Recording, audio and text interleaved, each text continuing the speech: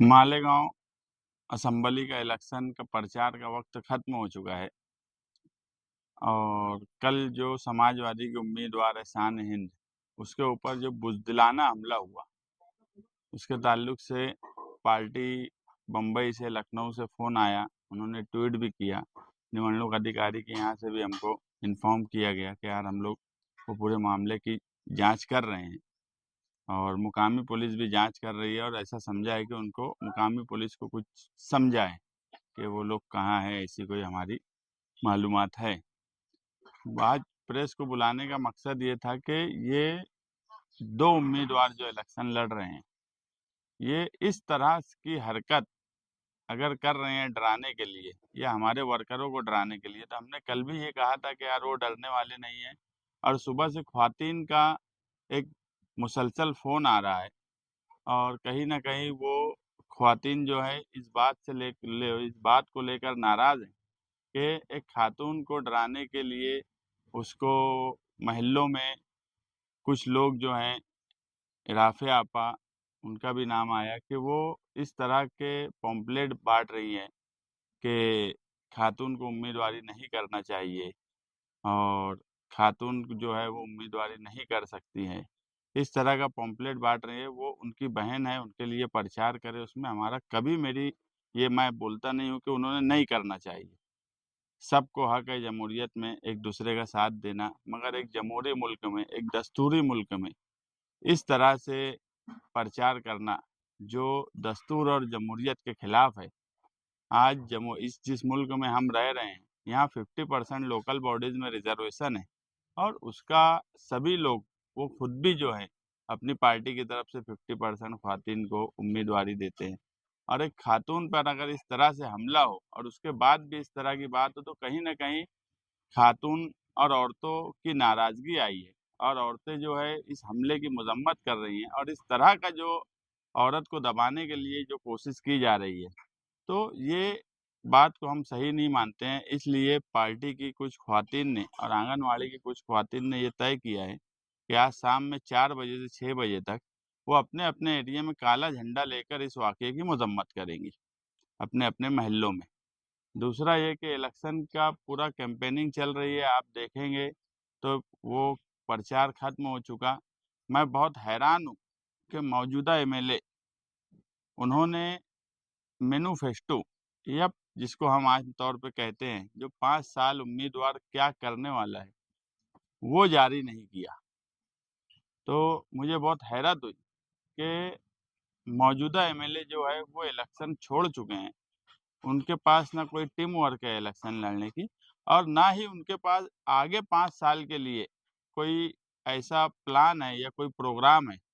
पीछे 5 साल नाकामी में गए, उस वक़्त मैनिफेस्टो जारी किया गया और उन्होंने ये तस्लीम किया कि मैं मैनिफेस्टो पर अमल नहीं कर सका। मगर कोई भी उम्मीदवार, छोटे से छोटा उम्मीदवार भी वो 5 साल के लिए क्या करने वाला है, ये आवाम को ज़रूर देता है। इलेक्शन का सबसे अहम मुद्दा जो होता है और सबसे अहम बात जो उम्मीदवार की होती है, वो यही होती है कि वो आने वाले 5 साल में क्या करने वाला है। मौजूदा एमएलए, आज वो एमएलए रहते हुए अगर वो अपने इलेक्शन में अपना मैनिफेस्टो नहीं जारी कर सकते, तो मालेगाँव शहरियान को मैं यही बताना चाहता हूँ कि आप समझिए वो इलेक्शन कैसे लड़ रहे हैं या वो इतने कमज़ोर इलेक्शन में उनका हिस्सा है कि उनको अब वोट देना कहीं न कहीं वोट ज़ाय होने जैसा है। जो आदमी के पास 5 साल का प्रोग्राम नहीं है, जो आदमी के पास 5 साल में वो क्या करने वाला है, ये अवाम में नहीं बता सकता है, तो वो इलेक्शन उसके लड़ने या उसको वोट देना कोई मतलब की बात नहीं है। वोट अपनी ज़ाय करना है। मेरा सिर्फ़ इतना ही आज प्रेस वालों से मैसेज देने का शहरियान को मकसद है कि हमने एक शान की गारंटी दी और शहर भर में उसको लोगों ने पसंद किया और हमने पहली बार ऐसा हुआ कि क्या मसला है और उसका हल क्या है। 5 साल में नहीं, 5 साल का हमने एक प्रोग्राम दिया, मगर मौजूदा एमएलए का मैनिफेस्टो नहीं जारी करना, ये कहीं न कहीं उनके हारने की अलामत है या वो मैं जो पीछे आज 4-5 दिन पहले मुझे जो मालूम पड़ा, उन्होंने अपने हलके के लोग जो उनके करीबी हैं, उनको ये बात बोल दी है कि यार मेरा इलेक्शन हाथ से निकल चुका है। मुझे लगता है यही वजह है कि उन्होंने अपना मैनिफेस्टो जारी नहीं किया या अगर मीडिया वालों के पास, मुझे तो कहीं से नहीं मिला या आप मीडिया वाले हो, आप पूरे इलेक्शन में सभी लोगों की कैंपेनिंग किए, सभी उम्मीदवारों के लिए काम किए, सभी आदमी मैं ये मानता हूँ कि जिस तरह से उम्मीदवारों ने मेहनत की, उसी तरह से मालेगाँव शहर की इलेक्ट्रॉनिक मीडिया ने भी पूरी ताकत से जो मेहनत करना चाहिए था एक इलेक्शन के प्रचार के लिए, सभी के लिए, उन्होंने वो कोशिश की। अगर आप लोगों को कोई इल्म होगा कि उन्होंने अपना 5 साल का प्रोग्राम जारी किया है, तो वो मुझे बता दो। बाद उन्होंने ये बात मान लिया था कि यार मैंने वो मैनिफेस्टो पे कोई अमल नहीं कर सका। मगर 2024 का इलेक्शन में अगर मौजूदा एमएलए शहरियान को आगे का प्रोग्राम या अपना मैनिफेस्टो नहीं जारी कर सकते हैं, तो उनको इलेक्शन लड़ने का हक बचा है क्या? मैं ये मानता हूँ कि अगर जो आदमी 5 साल का प्रोग्राम या 5 साल वो आवाम के लिए क्या करने वाला है, वो झूठ सही वो बात की बात है। अगर वो भी जारी नहीं कर सकता है, तो वो इंसान को या वो आदमी को इलेक्शन लड़ने का हक बचा है क्या? क्या ये सवाल शहर की आवाम से आपका? हाँ, आवाम से ही है, मेरा शहर की आवाम से है कि जो अपना मैनिफेस्टो या अपना प्रोग्राम नहीं जारी कर सकता, उनको अब वोट माँगने का या उनको इलेक्शन लड़ने का हक बचा है क्या? पूरे इलेक्शन पीरियड में जितने भी जलसे हुए, आपने जो भी सुना होगा, इसमें बहुत सारे जलसों के स्टेजों से शामी तरक्की की बात, मालेगांव के फ्यूचर की बात आवाम ने सुनी ही नहीं। सिर्फ एक दूसरे को बुरा कहा गया। इसको कैसे देखते हैं? नहीं, फिर आप हमारे जलसे में शायद कम आए होंगे।